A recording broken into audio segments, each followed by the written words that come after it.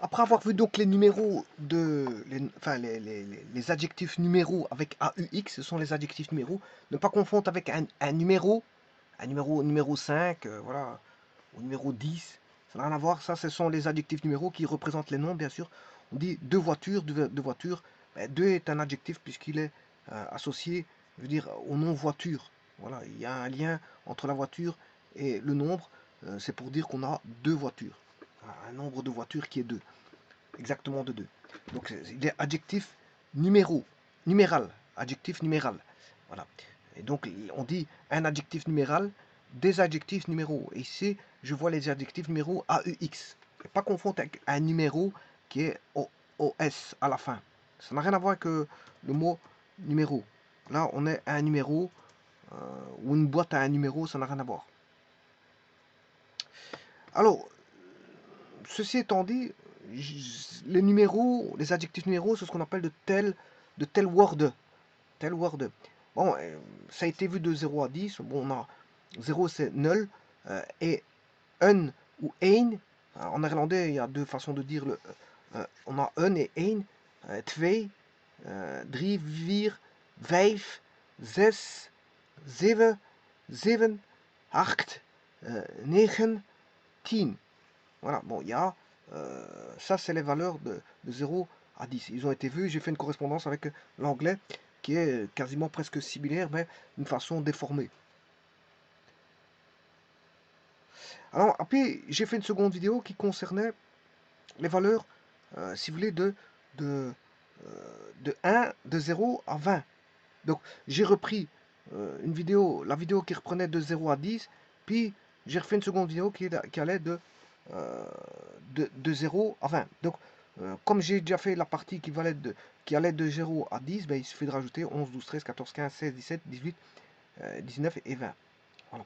Et tout a été expliqué dans ces vidéos-là, notamment, encore une fois, avec la correspondance de la langue, voilà, de la provenance d'une langue germanique, qui est le néerlandais, et de voilà, provenance de langue germanique, avec une langue anglo-saxonne. Ben, bon, comme on est dans des territoires plus ou moins, je veux dire, dans des régions qui sont très proches les unes des autres, donc il y a eu une forte, voilà, ce qu'on peut appeler, la langue a été, on va dire,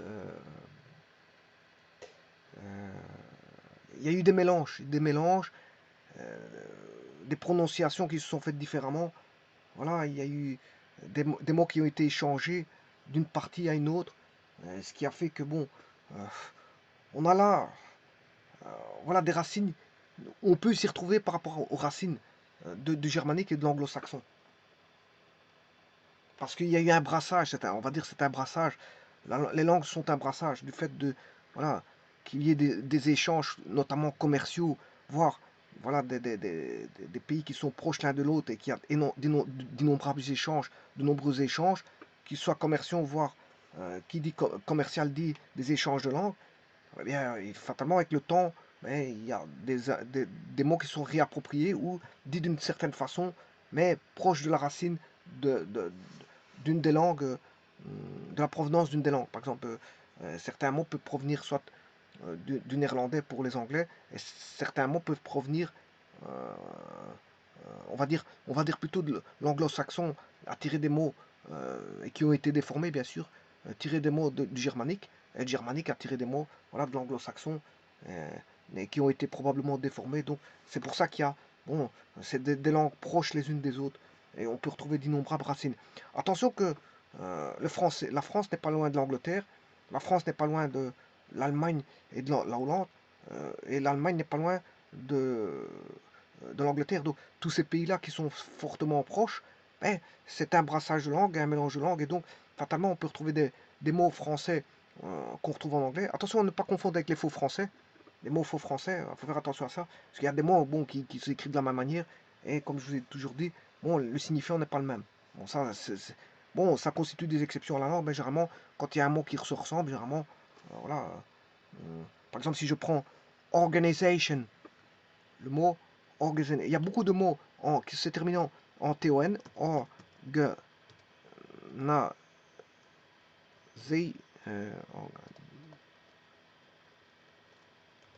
organization, on va dire ça comme ça. Mais en français, c'est organisation. Vous aurez compris que c'est les mêmes mots. Organization, simplement, c'est quoi qui est dit différemment, c'est au niveau de la langue parlée. La langue parlée, c'est dit différemment, mais l'écrit, il est le même. Organization, organization, organization, organization, organization, organization. Voilà, on reconnaît le mot organisation. Donc, bon. Et beaucoup de mots en TION, bon, sont similaires à l'anglais ou au français. Simplement, c'est dit différemment. Et donc, il en est de même pour les langues germaniques et anglo-saxonnes. Il y a des mots qui, voilà, qu'on peut retrouver, qui ont la même, je veux dire, racine. Ils dérivent d'une même racine. D'une même racine.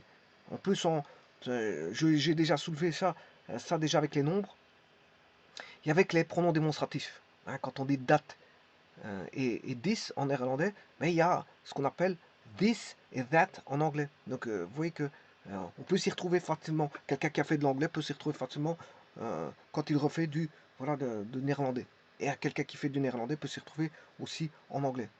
Maintenant, il y a certains mots français qui vont s'y retrouver aussi comme le néerlandais. Bon, mais ça, bon, il y en a moins, bien sûr, mais il y a des mots qu'on peut retrouver comme en français. Alors maintenant, je vais faire les 10. Après avoir vu donc de 1 à 10 et puis de 1 à 20, eh bien maintenant vous aurez compris que je vais faire les dizaines.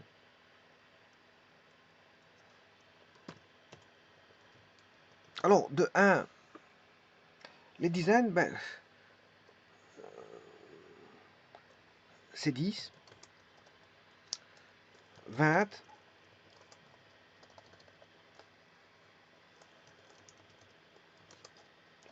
petit moment parce que ici, je ne sais pas qu'est-ce qu'il fait. 20. Donc on a là, dans les dizaines, on a la dizaine. Voilà. On a les dizaines, on a les vingtaines, trentaines, quarantaines,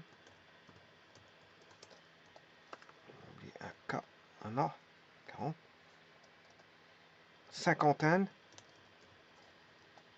soixantaine, septantaine, quatre-vingtaine. Ouais, il y en a qui disent 70. Bon, en France, ils disent 70. Pour dire 70, ils disent pas 70, mais bon, enfin, bref.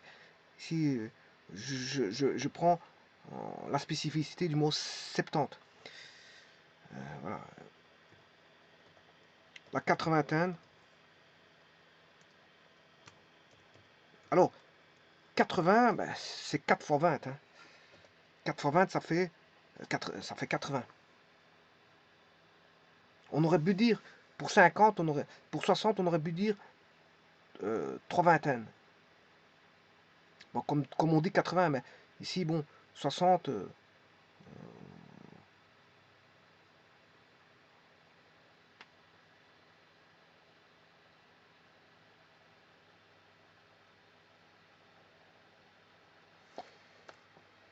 80 et puis 90.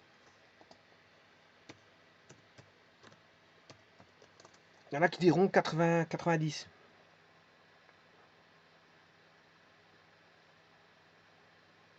90. 90. Et puis, bien sûr, on a 100. Voilà.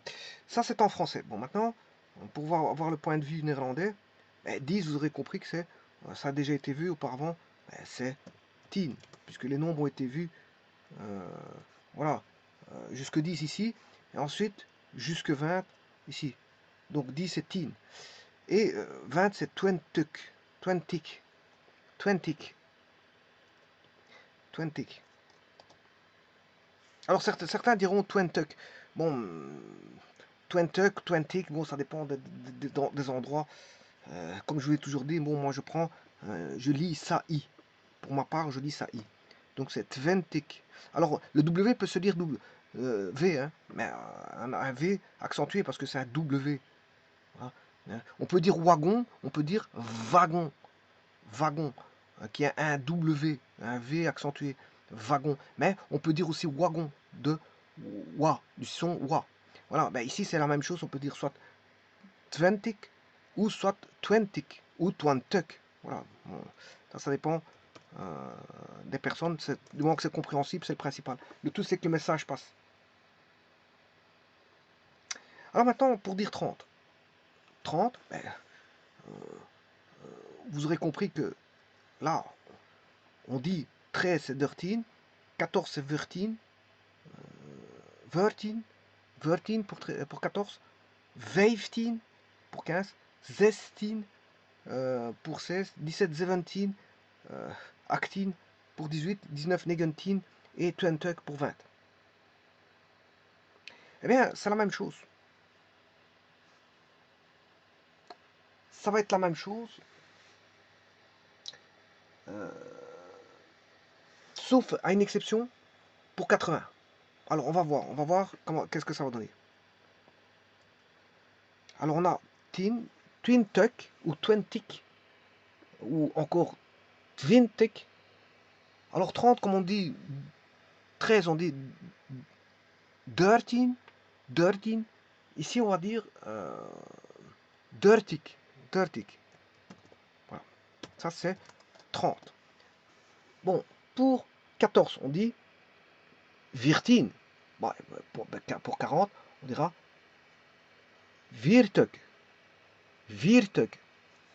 Donc, V-E-E, là, il y a une accentuation parce qu'il y a une double voyelle. 40. Vertic. Ou soit tug ou tig. Hein. Bon, ben, c'est compréhensible. Twin tuck ou 20. 20. Ou twin tuck. Dirtic. Ou dirtig. Ou dirtuck. Ou vertic. Ou vertug. Voilà. Bon, tout ça, c'est compréhensible. Hein. Alors, on a 50 ou 50. 50. Alors, 15 c'est 15. 15.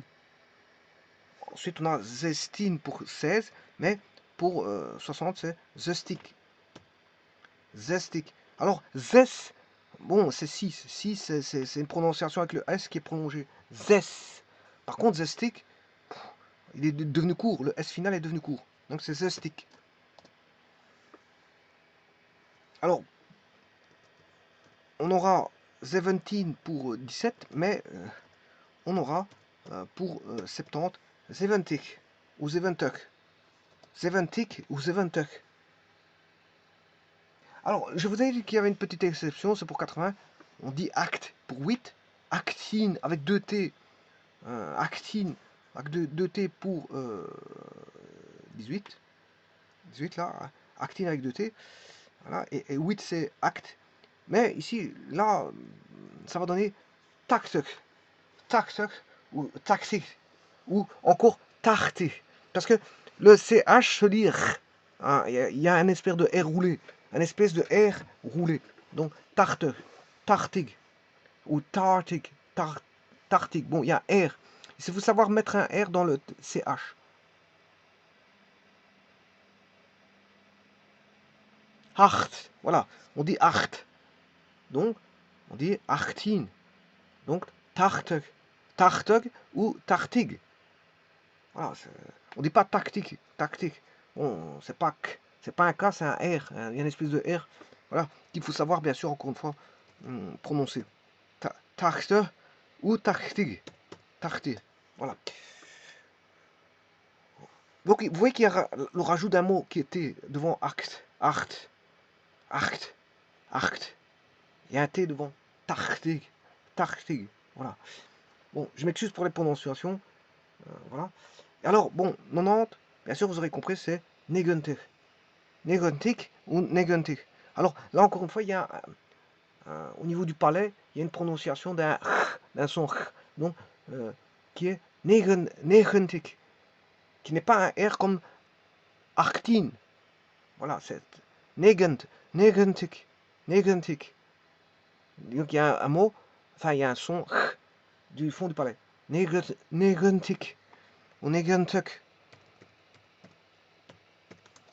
Voilà. Et enfin, vous aurez compris que si on veut aller jusque 100, ben c'est 100. 100. Voilà. Alors maintenant, je vais faire la liaison avec... ça, c'est le germanophone néerlandais. Enfin, ça provient d'une... C'est une langue germanique, je m'excuse, hein. C'est du germanique. Ça vient... C'est du néerlandais qui vient de... voilà, du germanique. Voilà. Alors maintenant, on va voir l'anglais. Alors, 10, c'est 10 en anglais. 20, c'est 20. 30, 30. 40, 40.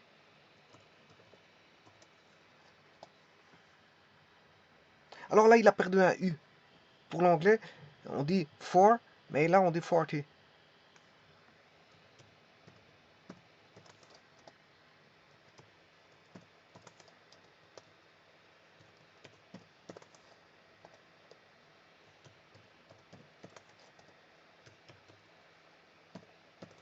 Et enfin, 100, c'est presque la même chose parce que c'est 100. C'est presque la même chose. 100 et 100. Donc, 30, 20, c'est 20. 30 pour 30. 40 pour 40. 50, euh, c'est 50. Alors quand on dit 50-50, c'est 50-50. C'est ce que ça veut dire en anglais. 50-50, c'est 50-50. Voilà. 60, c'est 60. 70, c'est 70. 80. Bon, il suffit de compter. Hein. C'est, voilà. 30. 4, c'est 4. 5, c'est 5. 6, c'est 6. 7, c'est 7. 80. 8, c'est 8. 9, c'est 9. Il suffit de rajouter T pour dire qu'on est dans les... voilà. 1, 2, 3, 4, 5, 6, 7, 8, 9, 10. Voilà, pour l'anglais, de 1 à 10. De 1 à 20. Voilà, de 1 à 20, il y a des particularités comme 11 et 12. Voilà. Alors que les particularités en français sont 11, 12, 13, 14, 15, 16, puisqu'ils ont tous des ZE. Puis vient 17, 18, 19, là c'est bon. Par contre, de 11 à 16, il y a tous des ZE, mais ici c'est pareil pour l'anglais. 11, 12, commence le 10 à partir de 13, qui est 13, 14, voilà. 14, F-O-U-R-T-E-E-N, alors que 40, 40 là, il n'y a pas de O. Voilà, c'est 40. Puis il vient 50, 60, 70, 80, 90 et finalement 100. Donc assez simple pour former euh, des nombres.